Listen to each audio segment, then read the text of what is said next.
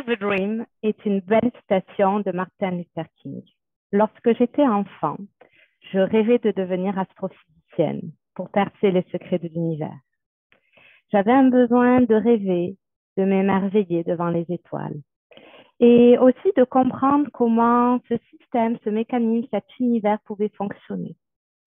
Puis je suis devenue sociologue des organisations pour comprendre comment un groupe, un collectif, une organisation, un système, une société, un univers composé d'individus pouvait fonctionner. Et en fait, il y a des lois très particulières. Et la première loi est de partir de l'idée qu'un groupe ne peut exister parce qu'il est composé de plusieurs individus.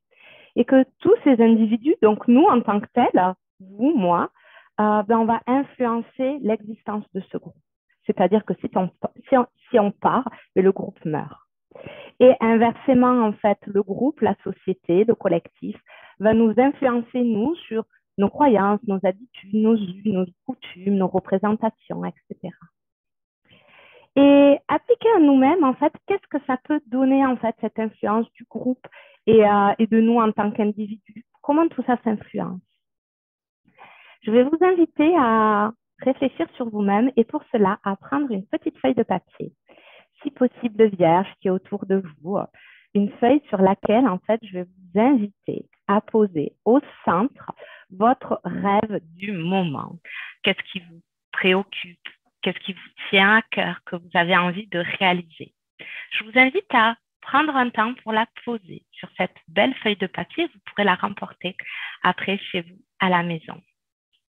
Donc, votre rêve, une fois que vous avez posé votre rêve sur cette feuille, en fait, ça représente votre espace, votre univers. Votre rêve est au projet, au cœur de cet univers.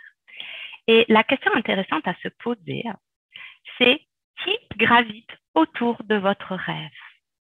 Et je vous invite vraiment à noter les personnes.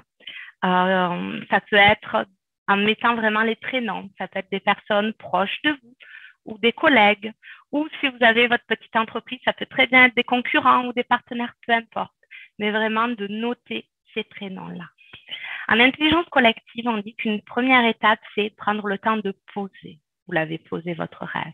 Le deuxième, c'est d'identifier avec qui on a envie de partager notre rêve. Donc, parmi, en fait, les personnes que vous avez mis autour, donc c'est un peu vos constellations finalement, je vais vous inviter à relier votre rêve avec les personnes avec qui vous avez envie de partager votre rêve. En fait, simplement, c'est avec qui vous vous sentez en confiance. Pour troisième idée dans l'intelligence collective, c'est prendre le temps de partager. Je prends le temps de partager ce qui me tient à cœur avec des personnes avec qui je sais qu'ils sont pleinement dans l'ouverture et dans l'écoute. Et quatrième étape de l'intelligence collective, c'est de poser à plat, en fait, un peu notre trou noir, vous savez, dans l'univers, là, ce qui peut nous absorber, c'est nos émotions qui peuvent être de la peur, de la colère, de la tristesse ou votre problématique. Si votre rêve, vous ne l'avez pas déjà réalisé et que vous le posez sur ce papier, c'est qu'il y a des petites choses encore, des déblocages à les poser. Et pendant que vous êtes en train d'écrire ces mots-là, moi, je vais vous raconter ma petite histoire. Il y a quelques années, exactement, c'était en 2017, le 15 août 2017, ma vie a basculé. La veille, tout allait bien, j'étais en bonne santé. Et là, du jour au lendemain, je me retrouve hospitalisée. Ma vie a complètement basculé. Et je sais qu'à partir de ce moment-là, plus jamais je voudrais œuvrer dans la société de la même façon.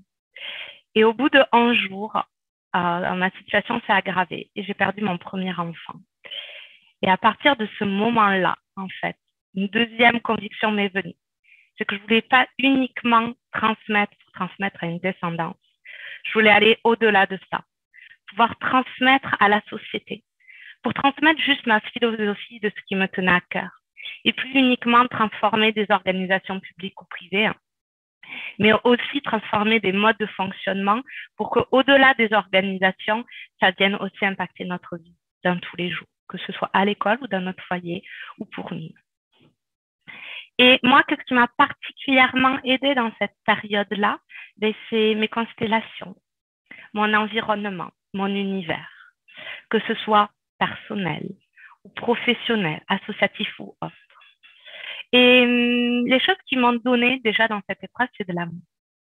C'est cette émotion positive et c'est en ça mon invitation de partager avec des personnes qui aussi peuvent vous donner de l'appréciation et de l'amour.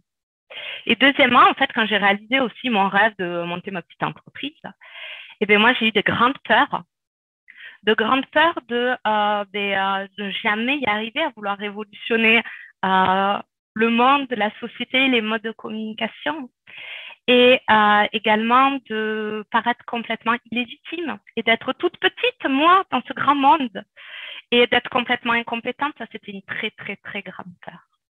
Et ce qui m'a énormément accompagnée, c'est d'aller dans différentes constellations pour aller m'enrichir ou faire mon petit marché, voir comment ça se passait à droite et à gauche. Et on parle de groupes auto-apprenants. Et c'est en croisant ces différentes constellations que du coup, je me suis construite et que je me suis fait accompagner à différents niveaux. Et mon invitation, en fait, que je peux vous donner, c'est prenez le temps de poser aussi votre trou noir pour identifier, en fait, de quoi vous avez envie. Quel est votre besoin à vous par rapport à votre petit trou noir? Le mien, de façon inconditionnelle, c'était de partager. Et je l'ai fait à différents niveaux, en faisant des conférences, en attendant d'avoir au départ mes premiers clients, développer mon réseau, co-partager, co-construire des collectifs avec certains. Et là, je me suis juste éclatée. Peut-être que vous avez déjà entendu cette phrase, donne à l'univers et l'univers te le rendra. Moi, je ne suis pas tout à fait d'accord. C'est partage avec ton univers, ton environnement, ton réseau, les personnes qui te tiennent à cœur, ce qui te tient à cœur à toi. Et peut-être que ton univers te donnera des choses surprenantes qui te comblera, mais sans attente, sans interprétation, juste être dans le partage. Alors oui, je ne suis pas devenue astrophysicienne, mais pour moi, les plus grands secrets, ils sont à nous-mêmes et ils sont dans les personnes qui nous entourent. Et pour conclure, j'ai juste une question pour vous. Comment faites-vous au quotidien pour réaliser vos rêves?